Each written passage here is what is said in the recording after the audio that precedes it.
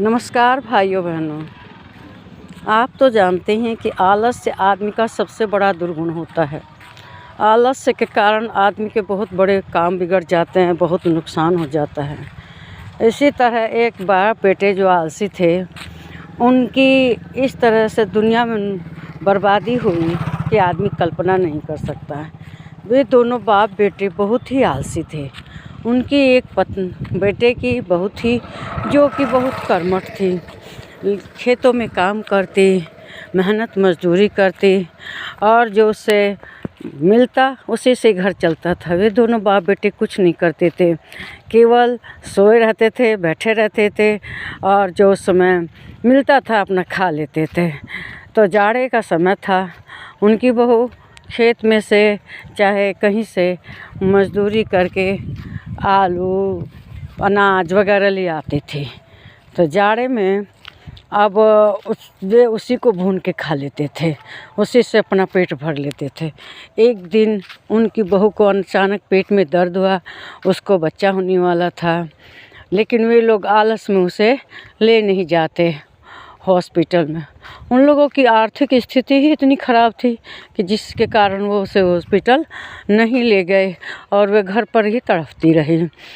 दोनों बाप बेटे कमरे के बाहर बैठ के, जो कि मिट्टी का कमरा था छोटा सा, उसी में उनकी बहू थी और वे दोनों बाप बेटे बाहर बैठ के आलू भून भून कर खा रहे थे निकाल निकाल के। वो बड़ी ज़ोर से चिल्लाती, कराहती, तड़पती, लेकिन वो लोग कुछ ना करते कि चलो डॉक्टर के यहाँ ले जाएं, कुछ नहीं। बल्कि जो पिता था वो कहता था कि तेरी पत्नी है, तू जाके एक बार जाके भीतर देख। लेकिन वो आलस्य में वहाँ से भी नहीं उठता था, हिलता भी नहीं था अपनी जगह से। और वे बाप बेटे बैठ के आराम से आलू भून भून कर खा रहे थे, क्योंकि घर में कुछ था ही नहीं और ये भी शुद्ध नहीं कि उसकी इतनी हालत ख़राब है। रोज़ हम लोगों को वो मेहनत करके खिलाती है, खेतों में मजदूरी करती है और ला के उन लोगों का पेट भरती है। किसी ने इस बात पर ध्यान नहीं दिया, बल्कि वे चुपचाप बैठकर आलू भून भून कर खाते रहे। ये भी नहीं हुआ कि पड़ोस में किसी को खबर दें कि भाई ऐसी स्थिति है। वो आलस में दोनों उठे ही नहीं, बैठे रहे और एक दूसरे को कहते रहे कि तुम जाओ डॉक्टर के यहाँ, बाप कहता तुम जाओ, मतलब दोनों बैठे ही रह गए।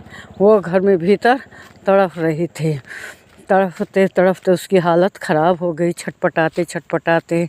लेकिन वे दोनों बाप बेटे आलस के कारण नहीं गए। अंत में हुआ ये कि उसके प्राण निकल गए। जब रूम में से कोई आवाज़ नहीं आती तो वे लोग सोचते हैं कि अब वो नहीं रही, और कमरे में जाके देखते हैं तो सच में वो मर चुकी थी। तब दोनों बाप बेटे खूब ज़ोर ज़ोर से चिल्लाना शुरू करते हैं, रोना शुरू करते हैं। उनके रोने से अड़ोसी पड़ोसी गांव के लोग आते हैं, पूछते हैं क्या हुआ। तो वो बताते हैं कि ऐसे ऐसे उनके घर में थी। बूढ़ा कहता है कि पुत्रवधू थी और वो मर गई बच्चा होने में परेशानी से। लेकिन वो लोग कहीं कुछ नहीं करने वाले थे, उनके पास कुछ भी नहीं था। आलस्य के कारण घर में कोई कमाई नहीं थी, बस कुछ एकदम खाली घर था।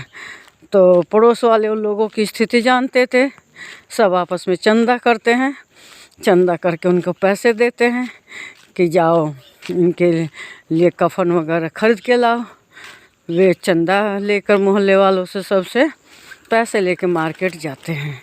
तो मार्केट में अब वे कपड़े की दुकान पर नहीं पहुंचते, वे खाने पीने के बढ़िया होटल में पहुंचते हैं, क्योंकि उन्हें अच्छा खाना कभी नसीब ही नहीं होता था।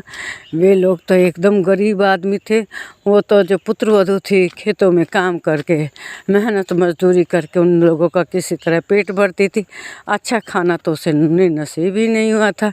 अब होटल के पास जाते हैं, लजीज खाना देखकर उन लोगों के मुंह में पानी आ जाता है।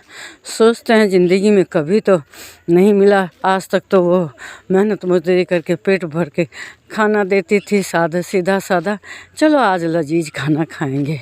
यही सोच के बाप बेटा होटल में चले जाते हैं और खूब पेट भर के खाना खाते हैं। जब बिल आता था आया तो उनका जो कफन के लिए पैसा ले गए थे वो सब उसी को बिल को भरने में ही समाप्त हो जाता है। अब ये दोनों सकते में आ जाते हैं कि पैसे तो सब ख़त्म हो गए, अब क्या करें। तो क्या करते हैं, उधर ही रह जाते हैं। घंटा मोहल्ले वालों ने इंतज़ार किया, 2 घंटा किया, लेकिन वे लोग नहीं आए, सारे दिन नहीं आए। तो अब तो ये हुआ कि भाई इस की लाश तो ख़राब हो जाएगी, सड़ जाएगी। तो मोहल्ले वाले उसका सब इंतज़ाम करके और उसका दाह संस्कार करते हैं। तो इस तरह से आलस्य से उन्होंने अपना सारा घर बर्बाद कर दिया था, अपनी ज़िंदगी बर्बाद कर ली थी। तो इसलिए मनुष्य को आलस नहीं करना चाहिए। आलस बहुत बड़ा दुर्गुण है। अगर मेरा यह वीडियो आपको पसंद आया है तो लाइक करें, शेयर करें, सब्सक्राइब करें और मेरे चैनल को सब्सक्राइब करें। नमस्कार।